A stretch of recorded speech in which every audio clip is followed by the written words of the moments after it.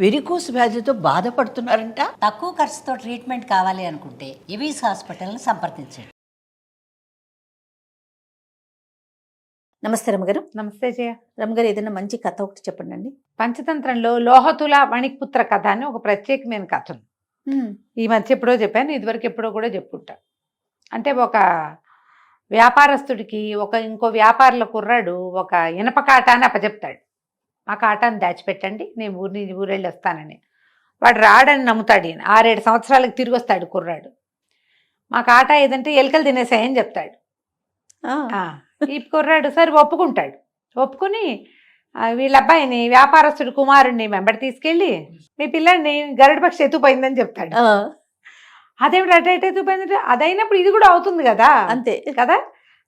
ఈ కథ కథలో ఉన్న థీమ్ని తీసుకుని రాసిన ఇంకొక కథ చెప్తా. డెఫినెట్గా.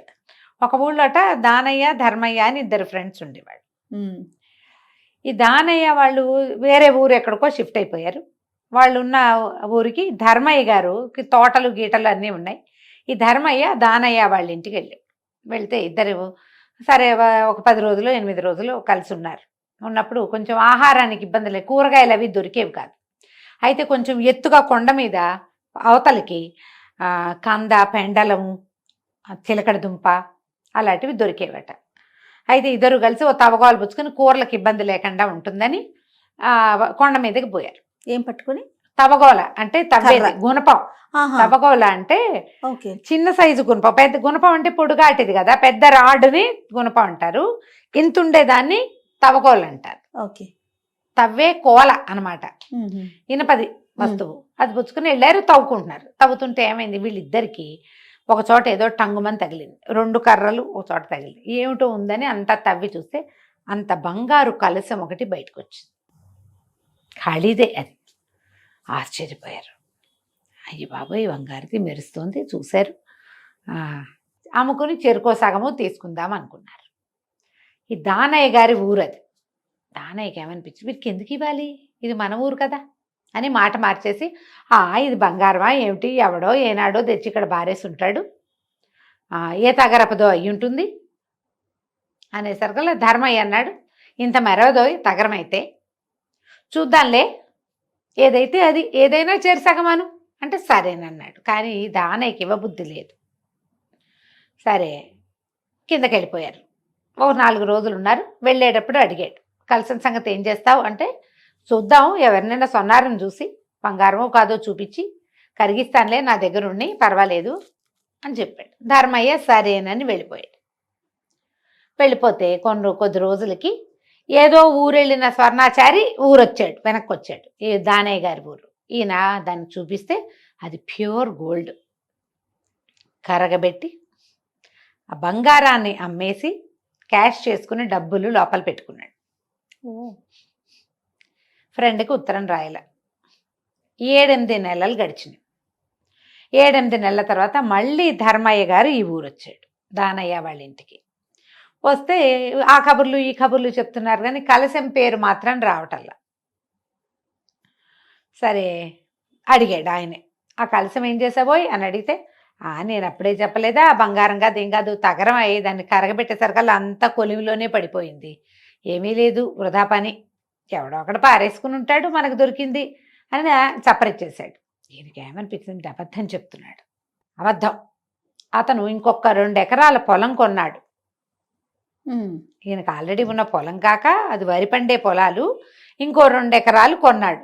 అది ఈయన ఊళ్ళోకి వస్తుంటేనే ఎవరో ఒక పాత తెలిసిన రైతు చెప్పాడు, మీ స్నేహితుడు 2 ఎకరాలు కొన్నాడు అని.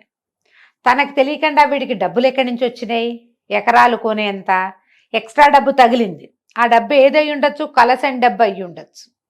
ఆయన ఏం మాట్లాడలే. నిజానికి అది కనపడింది కాబట్టి, ఇద్దరం కలిసి తవ్వాం కాబట్టి వచ్చింది. ఊరుకున్నాడు. ఊరుకొని ఏమన్నాడు, ఈ సంవత్సరం మాకు కూడా తోటలు బాగా పండినాయో, పొలం కొన్నానన్న మాట దానయ్య గారు ధర్మయ్యకి చెప్పల, తన ఫ్రెండ్కి చెప్పల. ఈయన తెలుసుకున్నాడు, ఆయన ఊహించేశాడు అదంతా. తోటలు బాగా పండుతున్నాయి, నిండుగా పళ్ళే ఉన్నాయి, మరి చిన్న పొన్న జామ చెట్లు కూడా ఎండాకాలానికి బాగా పండుతున్నాయి, పిల్లలిద్దరిని పంపించు, శుభ్రంగా కరువు తీర పళ్ళు తింటారు, మీ ఊళ్ళల్లో పళ్ళు లేవు, ఒట్టా వరి తెప్పిస్తే ఇంకేమీ లేదు అని అంటే సరేనన్నాడు. ఈయనకి రాము చిట్టి అని 2 పిల్లలు ఉన్నారు దానయ్య గారికి. ధర్మయ్య గారు వెళ్తూ వెళ్తూ ఓ బండి మాట్లాడుకుని చిన్నపిల్లలిద్దరిని బండి ఎక్కించుకుని తీసుకుపోయాడు. తీసుకెళ్ళాక పిల్లలిద్దరూ హ్యాపీగా తోటల్లో పడి తింటూ తిరుగుతూ హాయిమని ఉన్నారు. ధర్మయ్య గారికి పిల్లలు ఉన్నారు కానీ పెద్ద పెద్ద మగపిల్లలు, వీళ్ళు చిన్నపిల్లలు కదా. తిరుగుతుంటే ఈయన ఏం చేశాడు, ఒకరోజు తోటలోంచి 2 కోతి పిల్లలు దొరికితే తీసుకొచ్చాడు. ఆ 2 కోతి పిల్లల్ని ఈ పిల్లలిద్దరికీ అప్పచెప్పాడు. అప్పచెప్పేసరికల్లా పిల్లలిద్దరూ తమ పేర్లే పెట్టుకున్నారు. రాము రాము అని పెట్టాడు, చిట్టేమో చిట్టి అని పెట్టుకుంది. రాము చిట్టి అని పిలిస్తే కోతి పిల్లలు పరిగెత్తుకుంటూ వచ్చేవి. ఈ పిల్లలిద్దరూ శుభ్రంగా వాటికి ఆ పళ్ళు ఈ పళ్ళు అన్నీ తినిపించి, అన్నం తింటుంటే పక్కన కూర్చోబెట్టుకుని స్నానాలు చేయించి, తమ చెరువుకి వెళ్తే వాటిని కూడా వెంబడబెట్టుకు తీసుకుపోయి 10 రోజుల్లో బాగా మాలిం చేసేసుకున్నారు ఆ కోతి పిల్లలు. ఆడుకోబుద్ధి అయినప్పుడల్లా ఆ తోటల్లోకి పోవటం, వెళ్ళి మామిడి పళ్ళు ఏవి అందితే అవి, పచ్చికాయలు అందితే పచ్చివి, పళ్ళు ఏమైనా కనబడితే అవి, సపోటాలు పండేవి అవి తినేవాళ్ళు. అక్కడి నుంచి జామ పళ్ళు పండేవి, ఎండాకాలాన పండుతాయి కదా. బొప్పాస పళ్ళు విస్తారంగా కాసినాయి, అవి తిని పిల్లలు నున్నగా బంతుల్లాగా అయ్యారు. ఎండాకాలం నెల 15-20 రోజులు గడిచిపోయింది. దానయ్య గారు పెళ్ళం పిల్లలిద్దరిని పంపించావు, ఆ ఎండలో పడి ఏముంటున్నారు, పోయి తీసురా అంటుంటే ఈయన సరే వస్తాను వెళ్దామనుకుంటే ఈ దానయ్య గారు వీళ్ళ ఇంటికి రావడానికి కాసేపటికి ముందే పిల్లలిద్దరూ తోటల్లోకి వెళ్ళిపోయారు. సరే ఆయన లోపలికి వచ్చాడు. ఆయన కాసేపు కూర్చుని కబుర్లు చెప్పుకున్నారు, ఏదో కాస్త తిన్నారు. ఏమిటో మా పిల్లలు అసలు కనపట్టలేదు, కేకేయి ఎక్కడున్నారో కేకేయించు, మరి నేను కూడా రేపు వాళ్ళని తీసుకుపోతాను అనగానే ఈయన ఏం చేశాడు, రాము చిట్టి అని గట్టిగా పిలిచాడు. పిలిచేసరికల్లా కోతి పిల్లలు ఉన్నాయి కదా, వాటికి పేర్లతో పిలిచే అలవాటు అయిందిగా. పైగా ఇప్పటికి 4 రోజుల నుంచి అవి ఇంట్లోనే ఉంటున్నాయి.